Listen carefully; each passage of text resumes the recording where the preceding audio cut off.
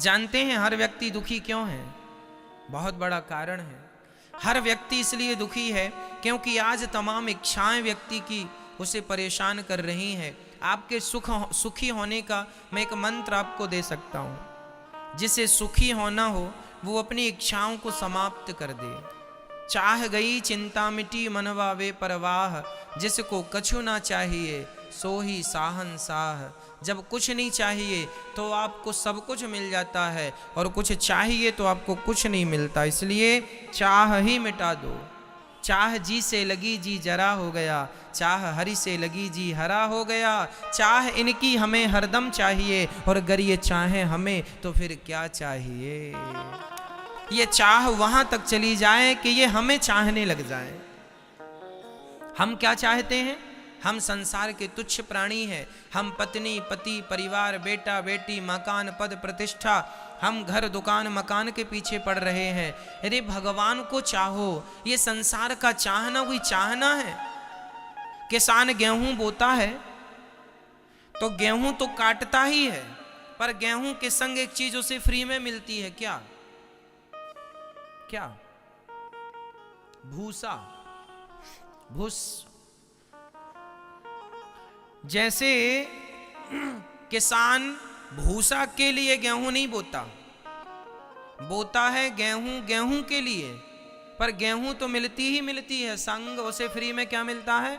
भूसा। उसी प्रकार ये मनुष्य का शरीर तुमने भगवान को पाने के लिए जन्म लिया है, भगवान को पाने के लिए मनुष्य का शरीर धारण किया है। अरे भगवान को पाने के लक्ष्य से चलते रहो तो संसार का सुख वैभव प्रतिष्ठा पति पत्नी बेटा बेटी भूसे की तरह है, ये तो मिलेंगे ही। अरे गेहूं मिलेगी तो भूसा जाएगा कहाँ? भगवान मिलेंगे तो ये संसार का सुख जाएगा, ये तो मिलेगा ही मिलेगा। लेकिन विडंबना ये है कि हम उस भगवान को छोड़कर भूसे के पीछे भाग रहे। हमें तो भूसा दे दो, भूसा दे दो। ये पत्नी पति बेटा बेटी पैसा पद प्रतिष्ठा जिसके पीछे आप भाग रहे हो, मैं ये नहीं कहता कि पैसे ना कमाओ, कर्म करना बुरा नहीं है, पैसे कमाना बुरा नहीं है, पर उस पैसे में आसक्ति रखना बुरा है। समझ रहे हैं? दो बातें हैं यहां पर। नहीं समझोगे सही तरीके से तो मेरी बात का गलत अर्थ हो जाएगा। पैसा कमाना बुरा नहीं है, मैं ये नहीं कहता कि आप हाथ पे हाथ रखे बैठ जाओ, ऐसे में तो अकर्मण्यता आ जाएगी। पैसा खूब कमाइए, काम खूब कीजिए, पसीना खूब बहाइए, पर जो धन के पीछे आप पागल हैं वो पागलपन धन के पीछे ना होकर वो पागलपन भगवान के पीछे हो तो जीवन संवर जाएगा। वो पागलपन ना हो धन से। हम ये नहीं कहते कि पैसा ना कमाओ, खूब पैसा कमाओ, भगवान करें आपके पास करोड़ों हो अरबों हो खरबों हो, लेकिन उसमें रत्ती भर भी मोहब्बत ना हो। प्रेम तो भगवान से ही हो। पैसे से प्रेम कर लोगे तो किसी का कोई फायदा नहीं है। बताओ, कर लो ना पैसे से प्रेम, है तो आप लोगों को पैसों से प्रेम, क्या फायदा हुआ? और मीराबाई ने पैसों से मोह हटाकर भगवान में मन लगाया। सदियां बीत गई, मीरा भले लोग कहते हैं मर गई, पर आज भी भक्तों के हृदय में जिंदा है। इसलिए मीरा की जयंती तो मनाई जाती है, विवेकानंद जी की जयंती तो मनाई जाती है, पर बड़े बड़े लोगों की टाटा बिरला अडानी अंबानी की जयंती नहीं मनाई जाती। मेरे भाई, पैसे वालों की जयंती नहीं होती। जो भगवान को प्राप्त कर लेते हैं उन्हीं को लोग याद करते हैं। धनवानों को कौन याद करता है? आज हैं कल नहीं रहेंगे, कौन याद करेगा? पर भक्तों को तो सदियां बीत गई, आज भी याद किया जाता है उसी सम्मान के साथ। हाँ या ना?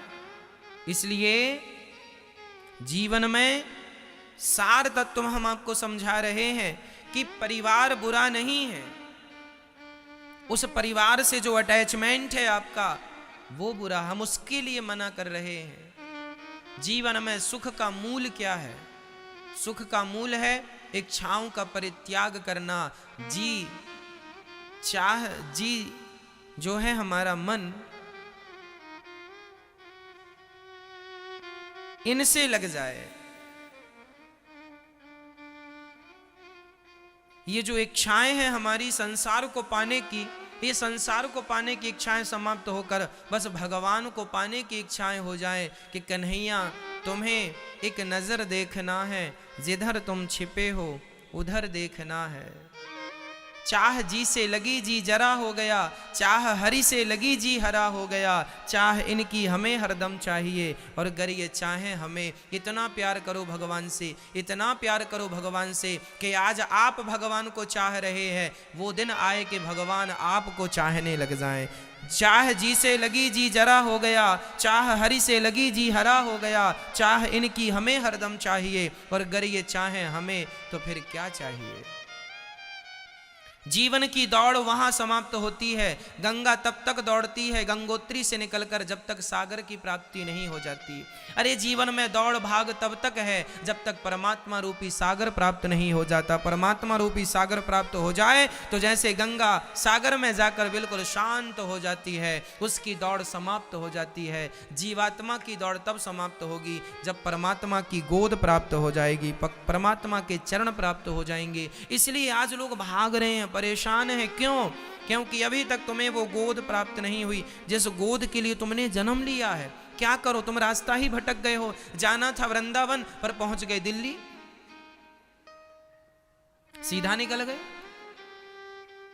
अब रास्ता, अब एक सज्जन दिल्ली पहुंच गए, कहीं से आए होंगे, दक्षिण भारत से आए एक सज्जन, वृंदावन उनका बहुत सुना कि भाई वृंदावन में बिहारी जी हैं, चलो जरा वृंदावन चलते हैं। तो वृंदावन आए तो सही, पर उनकी ट्रेन जो है मथुरा स्टेशन रुकी तो सही, पर वो क्या हुआ कि उनकी नींद लग गई और ट्रेन उसके बाद सीधा वो दिल्ली पहुंच गई। अब वो दिल्ली उतर गए और दिल्ली में वहां लोगों से पूछ रहे, भैया ये बिहारी जी कहाँ हैं, ये वृंदावन कहाँ है। उन्होंने कहा भाई दिल्ली में वृंदावन नहीं है, वृंदावन तो वृंदावन में है। आप गलत जगह पर पता ढूंढ रहे हैं। बिहारी जी के लिए तो आपको पहले वृंदावन जाना पड़ेगा। आप बहुत आगे आ गए, थोड़ा पीछे जाइए। बस यही जीवन का सिद्धांत है। हम लोग जिस परमात्मा को पाने के लिए आए थे वो तो पीछे रह गया, हम लोग बहुत आगे निकल आए। पति पत्नी परिवार की खोज करते आगे निकल आए और अब पति पत्नी परिवार में उलझ कर पूछ रहे भैया भगवान कहाँ है। अरे भगवान को पाना है तो जरा पीछे जाओ। पीछे जाने का अर्थ है इनसे मन हटाओ और भगवान के चरणों में मन लगाओ और फिर वहां प्रेम करो। अभी तुम प्रेम कर रहे हो पत्नी से, पति से, बेटी से, बेटा से, धन से, दौलत से। वही प्यार जो पत्नी और पति और परिवार से है वही प्यार भगवान से होगा तो काम बनेगा। प्यार अलग से नहीं होता, प्रेम अलग से नहीं लाना कहीं से। जितना हमारा संसार से है उतना भगवान से हो जाए। मीराबाई भगवान से प्यार करती थी, नरसिंह मेहता भगवान से प्यार करते थे। तो भगवान से प्यार हो जाए तो ना काम होगा।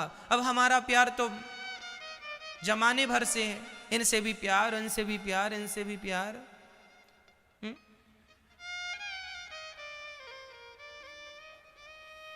हमारी मैयाएं, अरे भैया ये सुपड़ा हमारा है, ये गैया हमारी है, ये पलंग हमारा है, ये गिलास हमारी है, ये चम्मच हमारी चम्मच तुम्हारे पास कहाँ से आ गई? हाँ, चोरी करते हो चम्मच की। ये चम्मच हमारी है, ये गिलास हमारी है, ये कटोरी हमारी है। सारी जिंदगी आपकी तो यही करते निकल गई ना। ये चम्मच हमारी है, ये गिलास हमारी है, ये लोटा हमारा है, ये बर्तन हमारे हैं। कब कहा आपने कि भगवान हमारे हैं? गोविंद मेरो है, गोपाल मेरो है। भगवान मेरे हैं, मेरे तो गिरधर गोपाल। वो तो कहा नहीं ये चम्मच मेरा है, ये गिलास मेरी है, ये कटोरी मेरी है, ये गैया मेरी है, ये बछड़ा मेरा है, ये बेटी मेरी है, ये बेटा मेरा है, ये पत्नी मेरी है, ये दुकान मेरी है, ये बोतल मेरी है, ये बर्तन मेरा है, ये फला क्या क्या कहते हो, ये घर मेरा है, ये छत मेरी है, ये बेडरूम मेरा है, ये किचन मेरी है, ये सब मेरा, सब मेरा। तुम्हारा जो है उसे आज तक नहीं कहा कि ये मेरा है। गोविंद मेरो है, गोपाल मेरो है, मेरे तो गिरधर गोपाल, दूसरों ना कोई। ये यथार्थ में ये तुम्हारा है, पर इसे कोई नहीं कहता कि मेरा है। बस जो तुम्हारा है ही नहीं उसके पीछे भाग रहे हो, यही तुम्हारे दुख का कारण है। जो तुम्हारा है उसे तुम अपना तो मानते नहीं हो, और जो तुम्हारा है नहीं उसके पीछे भाग रहे हो, यही तुम्हारे दुख का मूल कारण है। अब अज्ञानियों की तरह तुम व्यवहार करो तो इसमें ईश्वर का क्या दोष है? अब परेशान हैं लोग। भारत में 135 करोड़ लोग रहते हैं लगभग सभी लोग परेशान हैं, कुछ लोगों को छोड़ के। क्यों परेशान है? इसलिए कि जो तुम्हारा है नहीं उसके पीछे भाग रहे हो। कह दो अपने दिल में हाथ रख के किसी वस्तु को, कह दो कि ये वस्तु मेरी है। अरे वस्तु की छोड़ दो, ये शरीर जिस पर तुम बैठे हो ये भी तुम्हारा नहीं है। ये शरीर हमारा नहीं है, ये बाल हमारे नहीं है, कब झड़ जाए पता नहीं। ये रोम हमारा नहीं है, कब झड़ जाए पता नहीं। ये हाथ हमारे नहीं है, कब काम करना बंद कर दें पता नहीं। आंख हमारी कब फ्यूज हो जाए पता नहीं। कान हमारे कब पंचर हो जाए पता नहीं। और तुम कह रहे हो गिलास हमारी है, चम्मच हमारा है, कटोरी हमारी है, झुमका हमारा है, ये साड़ी हमारी है। एक सज्जन लड़ पड़े, है ना। एक मैया एक जगह घूमने गई, घूमने मीन्स चलो वृंदावन आई। तो वहां एक महिला ने अपनी साड़ी सुखाने के लिए टांग दी। तभी वहां पर दूसरी महिला ने भी अपनी साड़ी डाल दी। संयोग से दोनों की साड़ी एक सी थी। तो उसने, पहली वाली ने अपनी साड़ी उठाई तो उसके संग वो भी फंस गई। तो वो दोनों साड़ी उठा के ले गई।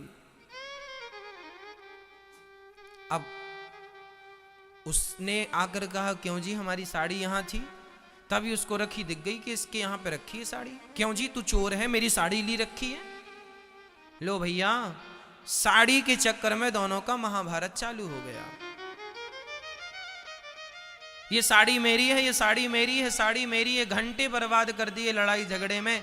साड़ी मेरी है, साड़ी मेरी है, ये तो गाना गाया, पर सारी जिंदगी में कभी ये नहीं कहा कि भगवान मेरे हैं, भगवान मेरे हैं, भगवान। नहीं ना, साड़ी मेरी है, साड़ी मेरी है। ये जमीन मेरी है, ये मेरी जमीन में तुमने बाड़ी लगा ली, तार लगा लिया। ये भाई मेरी जमीन है, 2 इंच तुमने बढ़ा ली, 1 फीट तुमने मेरा कब्जा कर लिया। ये जमीन मेरी है, ये खेत मेरा है, ये घर मेरा है, ये प्रॉपर्टी मेरी है। कब कहा अपने इस प्रेम से कि गोविंद मेरा है, भगवान मेरे हैं। और नहीं कहोगे जब तक, तब तक यूं ही पिसते रहोगे। पुनरपि जननम पुनरपि मरणम पुनरपि जननी जठरे शयनम।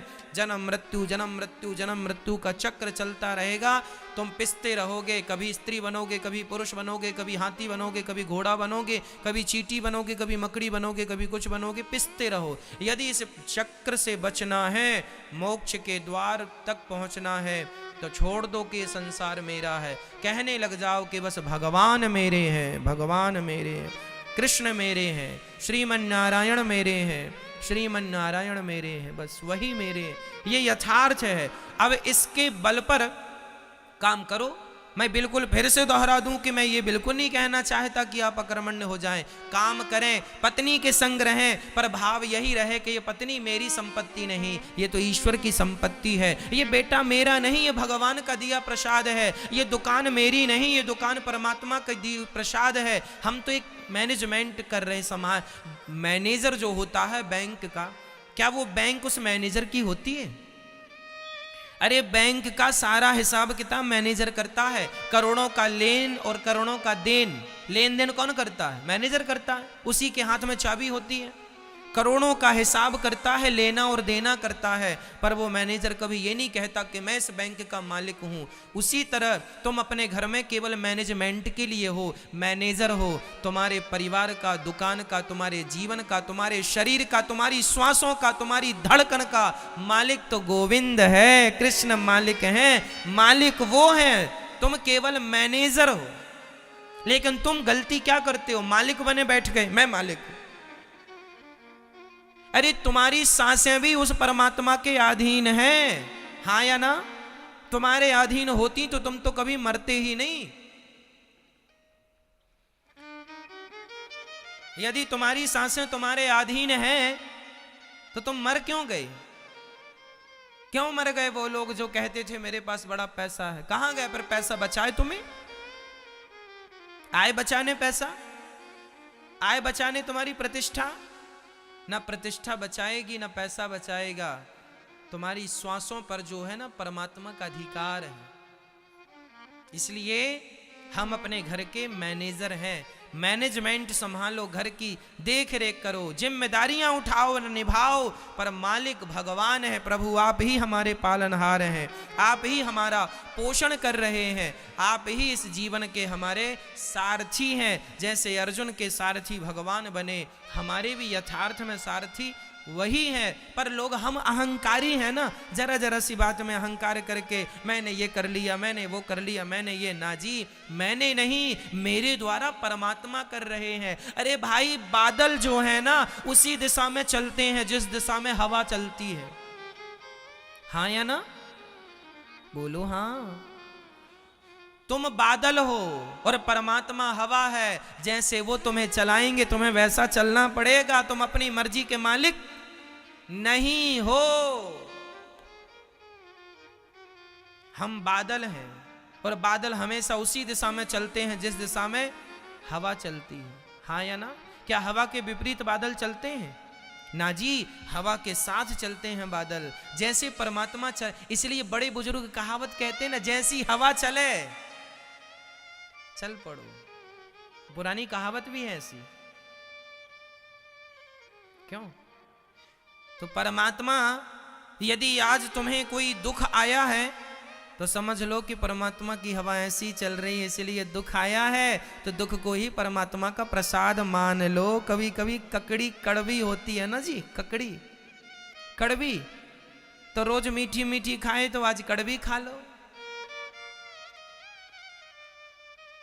ईश्वर की आज हवा ऐसी चल रही है कि आपके जीवन में दुख आया है, संकट आया है, तो उसकी प्रसन्नता में प्रसन्न रहो। जैसे रखे राम जी रहना चाहिए। और यदि आज आप लोग बड़े अमीर हो गए हैं और घर बढ़िया, भगवान ने खूब धन दिया है, आप अच्छा काम कर रहे हैं, खूब उन्नति हो रही है, आपका खूब नाम इज्जत बढ़ रही है, बढ़ रहा है, तो समझ लो कि परमात्मा ऐसी ही हवा चला रहे हैं। उसमें भी परमात्मा का धन्यवाद करो। हे ईश्वर, आपका धन्यवाद, आपने मुझे धन इसलिए दिया है कि मैं ज्यादा से ज्यादा धर्म कर सकूं। जितना धन आवे उतना धर्म ज्यादा करो। क्यों? यही है पॉजिटिव थिंकिंग, पॉजिटिविटी, सकारात्मकता। लेकिन हम लोग नहीं समझते इन बातों को। हम लोग ये समझते हैं कि बस हम कर रहे हैं, हमें मिल रहा है। ना जी, बहुत लोग काम कर रहे हैं, सबको कहाँ मिल रहा है? तुम पर भगवान की कृपा है, इसलिए तुम्हें विशेष मिल रहा है। इसलिए अपने कर्म को ईश्वर की कृपा से जोड़ दो। हमारा कर्म जो है, हम जो भी प्राप्त कर रहे हैं, वह भगवान की कृपा है। हमारी मेहनत नहीं है, हमारे ऊपर तो केवल भगवान की कृपा है। सदा उसकी कृपा का अनुभव करते रहो। फिर भगवान, हमारे गुरुजी कहते हैं कि तुम्हें पुण्य का फल चाहिए तो फिर पाप का भी फल मिलेगा, और पुण्य का फल नहीं चाहिए तो फिर पाप का भी फल नहीं मिलेगा। इसलिए हम कहते हैं, ना पाप का फल हम ना हम पाप करें, ना हम पुण्य करें, हम केवल परमात्मा का चिंतन करें। और जो यथार्थ में शास्त्र आदेश दे रहे हैं कि किसी का दिल नहीं दुखाना, किसी का हम दिल ना दुखाएं। अब किसी का दिल ना दुखाने में ये पुण्य है कि पाप है, मैं नहीं जानता। मैं सबकी सेवा करूं, अब ये पुण्य है कि पाप है, मैं नहीं जानता। ना मैं पाप जानता, ना मैं पुण्य जानता। मैं तो केवल किसी को रोता हुआ ना देखूं, मैं तो सदा लोगों की सेवा करूं, लोगों पर दया करूं। जो ये कर रहा हूं, मैं अच्छे काम करता रहूं। अब ये पुण्य है कि पाप है, ये परिभाषा, ये गणित परमात्मा लगाएगा। हम अपना अच्छा कर्म करते रहें, ना अच्छे की अच्छा लेने की कामना करें। हमें कोई फल चाहिए ही नहीं। हम अच्छा करेंगे सब काम, लेकिन हमें उसके बदले कुछ चाहिए नहीं। भगवान से कुछ ना मांगो। मैं अगर मांगूं तुझे, तुम न देना मुझे, वरना प्रेमी नहीं मजदूर हो जाऊंगा। कुछ ना चाहिए। चाह गई चिंता मिटी मनवा बेपरवाह, जिसको कछु ना चाहिए सो ही साहंसाह। जब कुछ ना चाहिए आपको, तो सच्ची कहता हूं, आपको फिर भगवान सब कुछ देंगे। जब कुछ चाहने की इच्छा नहीं है तो, और कुछ चाहते हो ना तो फिर कुछ नहीं मिलेगा। ऐसे ही होता। ये संसार का सुख परछाई की तरह है। सवेरे सवेरे पश्चिम दिशा की तरफ दौड़ लगाओगे ना तो परछाई आपसे आगे आगे चलेंगी। जितना दौड़ोगे परछाई पकड़ने परछाई उतनी दूर भागेगी। इसलिए एक काम करो, पलट जाओ, सूर्य भगवान की तरफ मुंह करके भागो, सूर्य भगवान की तरफ। तो जो परछाई अभी आपके आगे आ गई थी, अब वही परछाई आपके। यही सिद्धांत है। जब तक संसार के सुख की तरफ भागोगे तब तक ये सुख आपके आगे आगे चलेगा, और ये सुख छोड़कर भगवान की तरफ भागने लग जाओगे तो यही सुख आपके पीछे पीछे चलने लग जाएगा। सिंपल फंडा है, इतना समझ लो।